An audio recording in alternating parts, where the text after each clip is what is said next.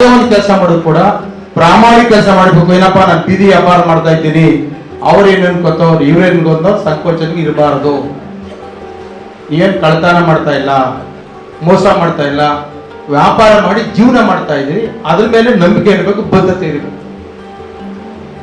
ಹಾಗಾಗಿ ನೀವೆಲ್ಲ ಏನ್ ಕಷ್ಟಪಟ್ಟು ಮಾಡ್ತೀರಿ, ಬಡ್ಡಿಗೆ ಕೈ ಸಾಲ ತಗೊಂಡು ಬೆಳಿಗ್ಗೆ 10,000 ತಗೊಂಡು ಸಾಯಂಕಾಲ 1,000 ಕೊಡೋದನ್ನ ನಿಮ್ಮಲ್ಲಿ ಕೈ ಮುಗಿದು ಬೆಳ್ಕೊಂಡು ಬಿಡ್ಬೇಕು. ನೀವು 10,000 ಇಸ್ಕೊಳ್ಳೋದು, 1,000 ಕೊಡೋದು, ಅವ್ರಿಗೆ ಸಾಯಂಕಾಲ 500 ಕೊಡೋದು, ನೀವು ಸಂಪಾದನೆ ಅಲ್ಲಿ ಹೊರಟೋಗ್ತದೆ.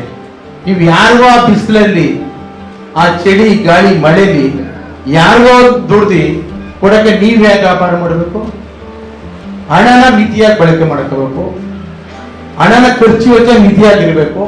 ಯಾವಾಗ ಖರ್ಚು ವೆಚ್ಚ ಮಿತಿ ಇರ್ತದೆ, ಉಳಿತಾಯ ಇರ್ತದೆ, ಅಲ್ಲಿ ನಿಮ್ಮ ಶ್ರಮಕ್ಕೆ ಬೆಲೆ ಇರ್ತದೆ, ನಿಮ್ಮ ಮಗು ಭವಿಷ್ಯ ರೂಪಿಸ್ಕೋದು.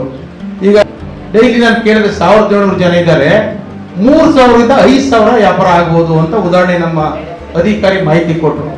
3,000ರಿಂದ 3,000 ಲೆಕ್ಕ ಹಾಕೊಂಡೆ ದಿನಕ್ಕೆ 51 ಲಕ್ಷ ರೂಪಾಯಿ ವಹಿವಾಟು ಮಾಡ್ತೀರಿ. ನೀವು ದಿವಸಕ್ಕೆ 51 ಲಕ್ಷ ವಹಿವಾಟು ಮಾಡ್ತೀರಿ. ಒಂದು ವರ್ಷಕ್ಕೆ 181 ಕೋಟಿ ವಹಿವಾಟು ಮಾಡ್ತೀರಿ 3,000 ಲೆಕ್ಕ ತಗೊಂಡಾಗ.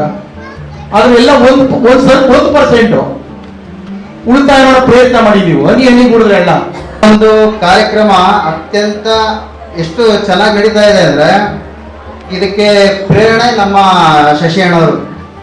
ಈ ಒಂದು ಬೀದಿ ಬದಿ ವ್ಯಾಪಾರಿಗಳಿಗೆ ಒಂದು ಜೀವನ ಭದ್ರತೆ ಕೊಡಬೇಕು, ಅವ್ರಿಗೊಂದು ಆಧಾರ್ ಕಾರ್ಡ್ ಕೊಡಬೇಕು, ID ಕಾರ್ಡ್ ಕೊಡಬೇಕು. ಮುಂದೆ ಯಾರೇ ಬಂದರೂ ಕೂಡ ನಿಮ್ಗಳಿಗೆ ತೊಂದರೆ ಕೊಡಬಾರ್ದು ಅಂತ ಅವ್ರ ಮನಸ್ಸಲ್ಲಿ ಆಲೋಚನೆ ಮಾಡಿ ನಿಮ್ಗೋಸ್ಕರ ಯೋಚನೆ ಮಾಡಿ ಅದನ್ನ ಈ ಕಾರ್ಯಕ್ರಮ ರೂಪಿಸಿರುವಂತ ಶಶಿ ಅಣ್ಣ ಅವ್ರಿಗೆ ನಮ್ಮ ಕಡೆಯಿಂದ ಒಂದು ನಮಸ್ಕಾರಗಳನ್ನು ತಿಳಿಸ್ತಾ ಇದ್ದೀನಿ.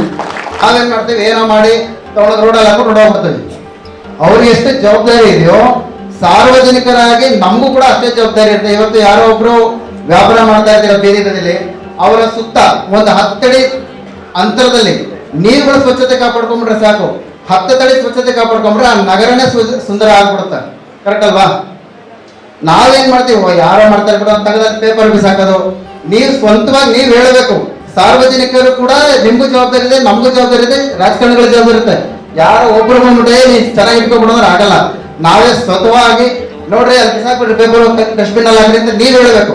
ಅವಾಗ ಏನಾಗುತ್ತೆ, ಅವ್ರಿಗೂ ಭಯ ಬರುತ್ತೆ, ನಮಗೂ ಭಯ ಬರುತ್ತೆ, ಎಲ್ಲರಿಗೂ ಆ ನಗರ ತುಂಬಾ ಸ್ವಚ್ಛವಾಗಿರುತ್ತೆ ಅಂತ ಹೇಳ್ತಾ ವ್ಯಾಪಾರಿಗರು ಅಂತ ಹೇಳಿ ಒಂದು ಸರ್ಟಿಫಿಕೇಟ್ ಅನ್ನ ಕೊಡ್ತಕ್ಕಂಥದ್ದು ಹಾಗೂ ನಮ್ಮ ನಗರದ ಪ್ರತಿಷ್ಠಿತ ವ್ಯಾಪಾರಿಗಳಾದಂತಹ ಗಣೇಶ್ ಜ್ಯುವೆಲ್ಲರ್ಸ್ ನ ಮಾಲೀಕರು 30 ಜನಕ್ಕೆ ಈ ಸಂದರ್ಭದಲ್ಲಿ ಬಿಸಿಲಿನಲ್ಲಿ ವ್ಯಾಪಾರ ಮಾಡುವಂತಹ ವ್ಯಾಪಾರಸ್ಥರಿಗೆ ಅನುಕೂಲವಾಗಲಿ, ಬಿಸಿಲಿನಿಂದ ಅವ್ರಿಗೆ ಒಂದು ಆಸರೆ ಸಿಗ್ಲಿ ಅಂತ ಹೇಳಿ ಛತ್ರಿಗಳನ್ನ ಕೊಡ್ತಿದ್ದಾರೆ.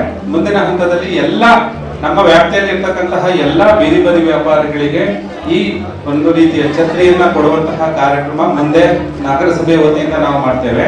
ವ್ಯಾಪಾರದಲ್ಲಿ, ಪ್ರತಿನಿತ್ಯದ ವ್ಯಾಪಾರದಲ್ಲಿ ಪ್ಲಾಸ್ಟಿಕ್ ಅನ್ನ, ಏಕ ಬಳಕೆಯ ಪ್ಲಾಸ್ಟಿಕ್ ಅನ್ನ ಬಳಸಬಾರದು. ಈಗಾಗಲೇ ಸರ್ಕಾರದ ನಿರ್ದೇಶನದಂತೆ ಏಕ ಬಳಕೆಯ ಪ್ಲಾಸ್ಟಿಕ್ ಅನ್ನ ನಿಷೇಧ ಮಾಡಲಾಗಿದೆ.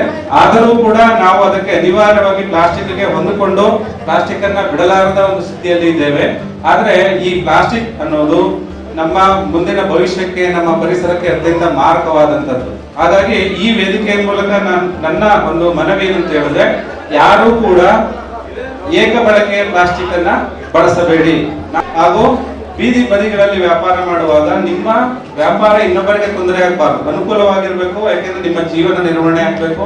ಸಾರ್ವಜನಿಕರಿಗೆ, ಗ್ರಾಹಕರಿಗೆ ಅನುಕೂಲ ಆಗೋ ರೀತಿಯಲ್ಲಿ ಮಾತ್ರ ನೀವು ಸುರಕ್ಷಿತವಾಗಿ, ಸುರಕ್ಷಿತ ಜಾಗಗಳಲ್ಲಿ ಮಾತ್ರ ವ್ಯಾಪಾರವನ್ನ ಮಾಡಬೇಕು. ಇದಕ್ಕೆ ಕಾರಣ ಏನು ಅಂತ ಹೇಳಿದ್ರೆ, ಒಂದು ಅಲ್ಲಿ ಅದರ ದರವೂ ಕಡಿಮೆ ಇರುತ್ತೆ. ಎರಡನೆಯದು ಸಾಕಷ್ಟು ಒಳ್ಳೆಯ ಸ್ವಚ್ಛವಾಗಿರುವ, ತಾಜಾ ಆಗಿರುವಂತಹ ವಸ್ತುಗಳು ಕೂಡ ಸಿಗುತ್ತೆ. ಅದರಿಂದ ಯಾವುದೇ ನಗರವನ್ನು ನಾವು ನೋಡಿದರೆ, ಇವತ್ತು ಬೆಂಗಳೂರು, ಮುಂಬೈ, ಕಲ್ಕತ್ತಾ ಈ ರೀತಿಯಾಗಿರುವ ದೊಡ್ಡ ನಗರಗಳನ್ನು ನೋಡಿದರೂ ಕೂಡ ಅಲ್ಲಿನ ಬಹುದೊಡ್ಡ ಪ್ರಮಾಣದ ಆರ್ಥಿಕತೆಯನ್ನು ನಿರ್ವಹಣೆ ಮಾಡೋದು, ಜನಸಾಮಾನ್ಯರಿಗೆ ಪೂರಕವಾಗಿರುವಂತಹ ವ್ಯಾಪಾರ ವಹಿವಾಟನ್ನು ನಡೆಸೋದು ಬೀದಿ ಬದಿ ವರ್ತಕರು, ಬೀದಿ ಬದಿ ವ್ಯಾಪಾರಿಗಳು.